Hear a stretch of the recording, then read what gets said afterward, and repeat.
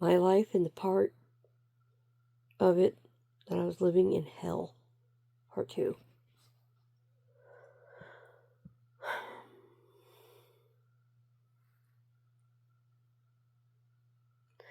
How do you describe, how can a person describe an existence that seemed at times horrible, unlivable, yet I still had hope? See, I wasn't exactly without a support system, and I did. I had people who did care about me. But the thing is, every time they tried to help me, she became that much worse. Screaming at me, calling me a useless little bitch. She hated me for no other reason than she was a failure. When she should have believed me when I tried to tell her, things wouldn't have been as bad. But the thing is, when people don't care, let me retract that. People show their true colors when they don't care.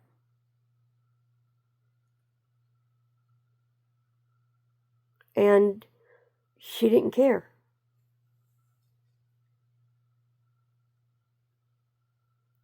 She basically made up her mind that it was all my fault. That he kept trying to rape me, that he threatened to go after her youngest daughter. It was my fault. Because I told her. I'd been acting out for years. I'd been trying to tell people what was going on, and there were people who noticed. See, a curious fact about a child who's being abused, they'll show it. Not in ways most people might think. Maybe in ways that make sense to the child.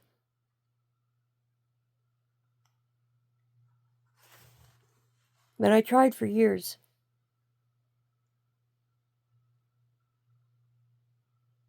So I was left. I was unwanted. No one wanted me. And the people that did, she seemed to have an issue with.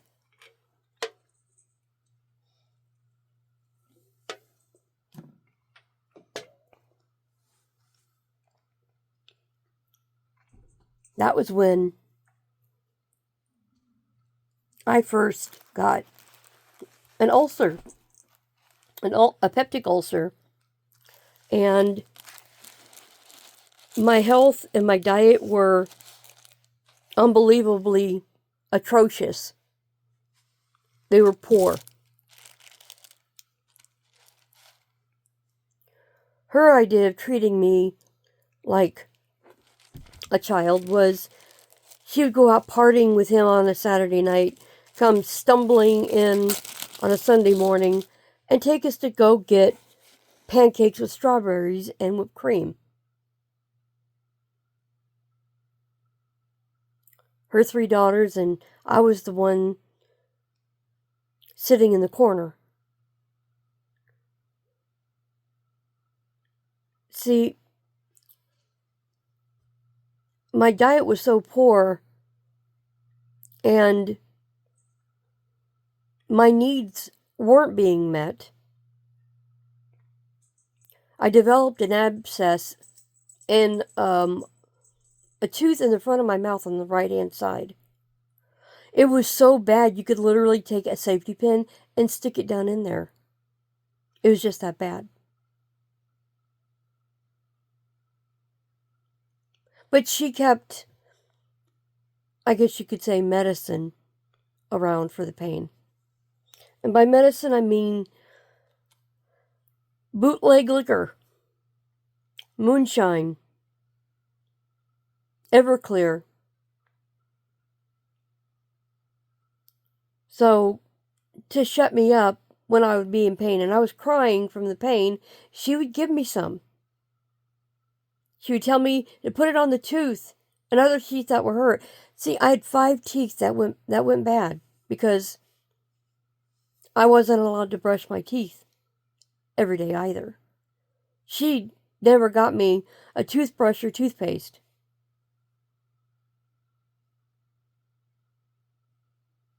I didn't have a lot of anything. So a pleasant surprise happened one day. I had a teacher who decided I would benefit from going to a university.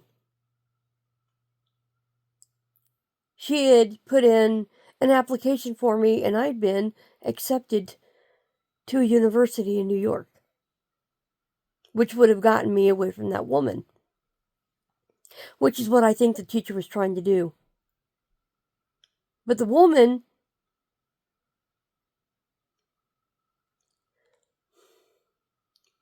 hated me so much. She told them no, I wasn't good enough.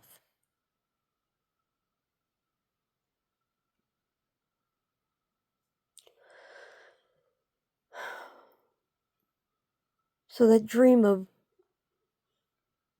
being liberated from her never came true.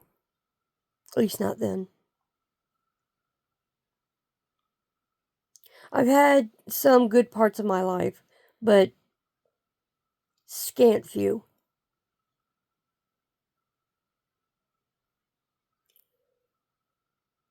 And I've had issues with trust. I don't trust easily, which goes without saying.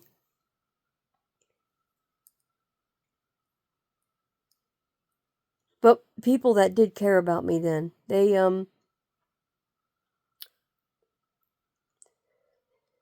tried to improve my life. I had friends I would crash at their place.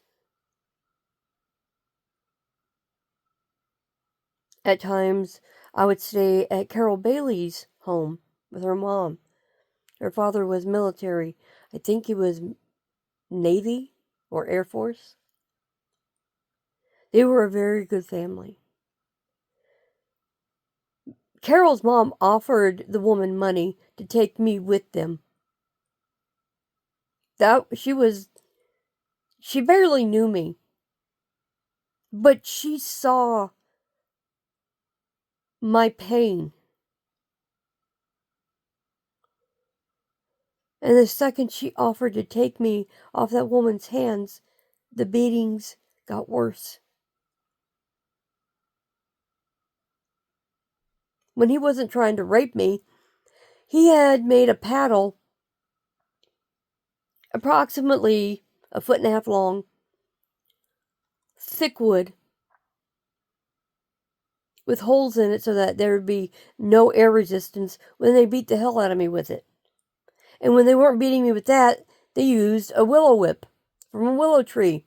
And I know this sounds fantastic, like bad fantastic, but it really happened.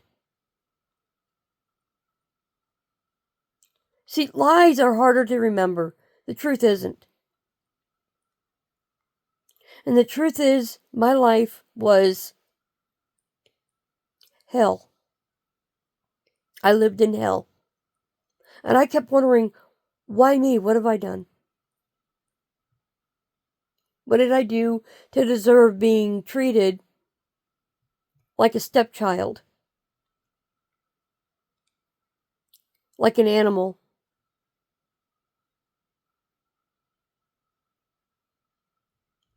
I got a job when I was 14, working at a Taco Bell. And the manager of the store, Richie, always made sure I had supper. He would tell me to take whatever I want before closing up at 9 o'clock. See, I would go from school to work 4 days a week. The woman had to sign off for me to be allowed to work, so she did. But she also demanded that I give her my paychecks, and I told her, I can't. They're made out to me, not you. which pissed her off even worse.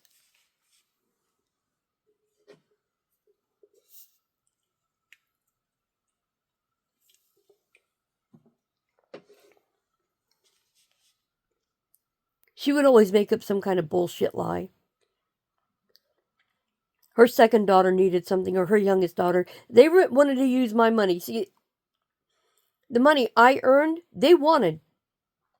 And they tried. And tried. I eventually had to give up my job at Taco Bell on Rivers Avenue.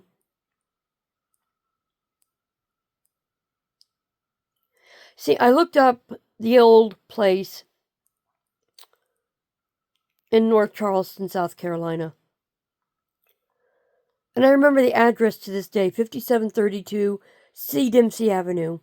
And that's been forever etched in my memory, because that memory represents hell for me. It doesn't represent anything good. It represents a time and place in my life where I would have been better off dead. And I tried a number of times. I did. I did some truly stupid shit, though.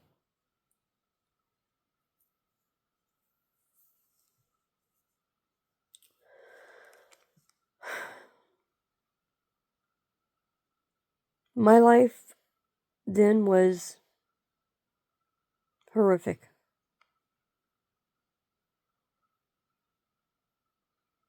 And the funny thing is, skipping ahead a bit,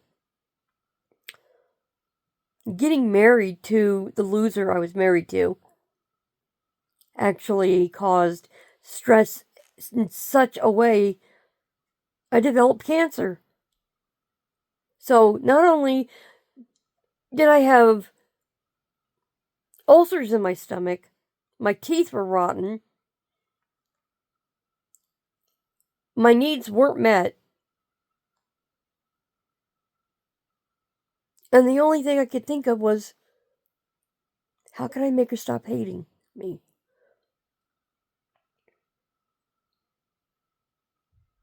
The chance I got, it came a few years into the future. When I got a little older.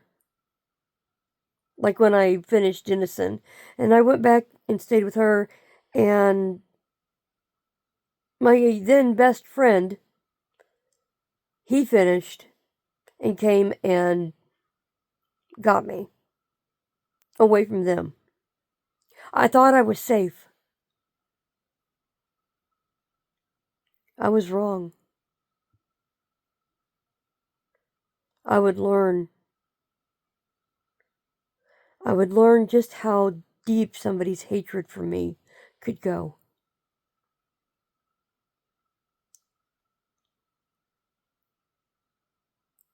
The kind of life that I've had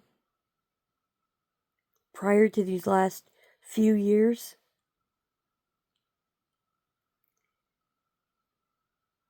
would make a horror novel look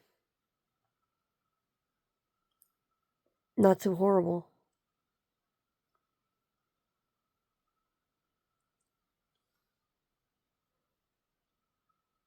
So, if I'd known what was going to happen years later, I would have never gone back with him. And I would have done the thing I wanted to do, would be enter the army and stay there.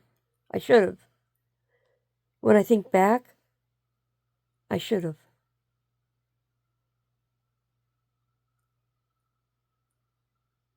Because I'm still wondering, why me? What did I do so wrong that they felt like they had to?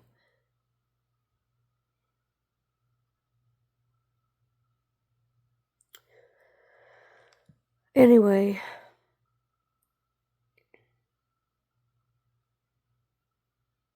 I wouldn't wish my life on my worst enemy. And I've made a few. Mostly it's because they just didn't like me for some reason. Or I stood up to them when they were being bullies.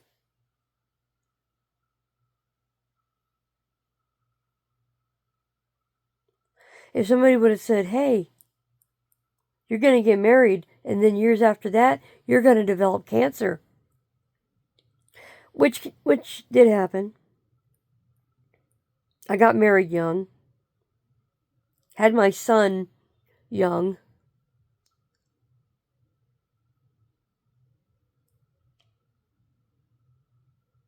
I got married at almost 19. Had my son at 20.